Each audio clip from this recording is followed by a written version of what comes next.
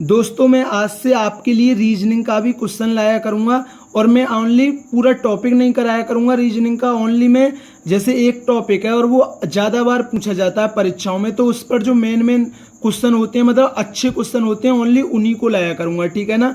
तो आज मैंने बैठक व्यवस्था का नॉर्मल सा क्वेश्चन लिया है, लेकिन कुछ स्टूडेंट गलत करते हैं, लेकिन मैं आपको बता दूं एक सही तरीका बताऊंगा और आपको कभी भी गलती ना कर पाए, ठीक है ना। तो देखते हैं क्वेश्चन है, 7 मित्र P Q R S T U और B एक वृत्ताकार मेज के पारितः मेज के केंद्र की ओर मुख करके बैठे हैं।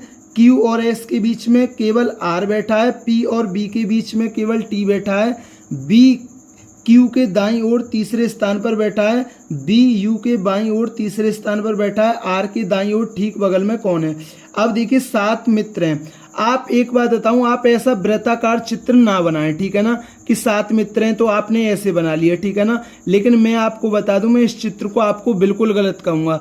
आपको 7 जने बनानी है, आप ऐसे बनाएं, ठीक है ना। ये 6 हो गया, एक व्यक्ति को इधर से निकाल दो, एक व्यक्ति ऐसे बैठ जाएगा। क्योंकि देखिए कभी कभार क्या होता है, इसमें हम ढंग से सामने व्यक्ति को नहीं रख पाते हैं। जैसे मैंने बोल दिया P के सामने Q है, तो इसमें हम आसानी से रख देंगे P के सामने Q है, लेकिन इसमें हमारी गलती हो जाती है। इसलिए आप हमेशा ऐसा चित्र बनाएं, ठीक है ना। ऐसे में गलती होने की ज़्यादा संभावना होती है, ठीक है ना। क्योंकि जब वो बोल देगा कि P के सामने Q है, तो इसमें थोड़ी गलती हो सकती है, लेकिन इसमें कभी गलती नहीं होगी, ठीक है ना। क्योंकि इसमें तो हम P के सामने डायरेक्ट Q रख देंगे, ठीक है ना।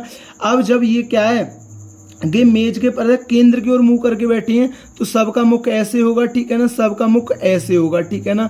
जब सबका मुख ऐसे होगा तो ये उनका दाएं हाथ होगा, ठीक है ना, और ये क्या होगा, बाएं हाथ होगा, ठीक है ना। अगर ये बाहर की तरफ मुंह करके बैठती तो इनके दाएं बाएं चेंज हो जाते, ठीक है ना।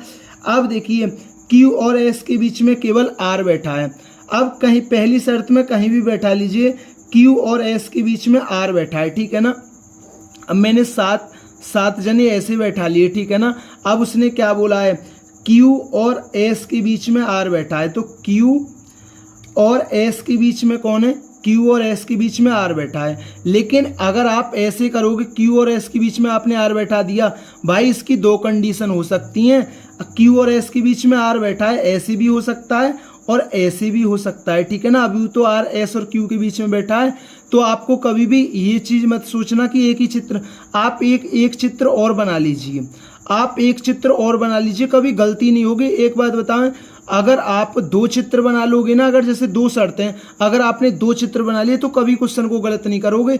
देखिए इसमें क्या है, R ना है, R है वो Q और S के बीच है, ठीक है ना। Q अब पहले हमने यहाँ रखा है, अब के Q को हम यहाँ रखेंगे, ठीक है ना, और R यहाँ है बीच में, और ये S अब के मैं यहाँ रखूंगा, ठीक है ना। क्योंकि दो शर्तें हमारी R Q और S के बीच है, R यहाँ भी Q और S के बीच है। अब उसने क्या बोला है, P और B के बीच में T बैठा है, P और B के बीच में T बैठा है, P और B के बीच में, तो P और B का तो अभी नाम नहीं आया और ना ही T आया, अभी इसे थोड़ी देर के लिए छोड़ दो।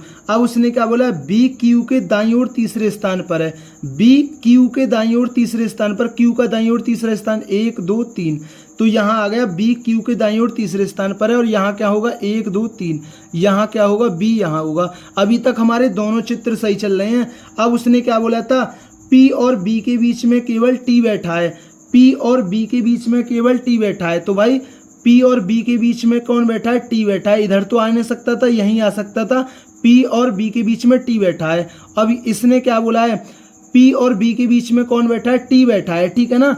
अब एक बात है, जो T है वो P और B के बीच है, तो भाई यहाँ तो P आ नहीं सकता, क्योंकि यहाँ तो S है, तो P यहाँ ही आएगा, और इनके बीच में क्या बैठा है, T बैठा है। अभी तक हमारे दोनों चित्र सही हैं, ठीक है ना। अब उसने क्या बोला है, B Q के दाईं ओर तीसरे, ये तो हो गया, B U के बाईं ओर तीसरे स्थान पर है। अब समझिए B है ना, वो U के बाईं ओर तीसरे स्थान पर, तो U के बाईं ओर तीसरे स्थान पर हो गया। लेकिन यहाँ तो एक स्थान यही बचाता है, यहाँ तो बिल्कुल बाएं वो बैठ रहा है, ठीक है ना। तो ये चित्र हमारा गलत हो गया, ठीक है ना, ये चित्र हमारा गलत हो गया, ओनली यही चित्र हमारा सही है।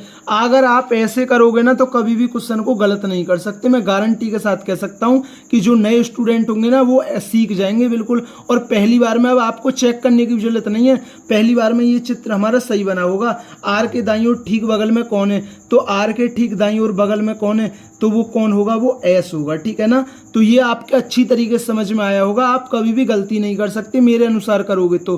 ठीक है ना, तो दोस्तों वीडियो अच्छी लगी हो तो वीडियो को जरूर लाइक किया करें, चैनल पर नए हैं तो चैनल को जरूर सब्सक्राइब किया करें। थैंक यू दोस्तों।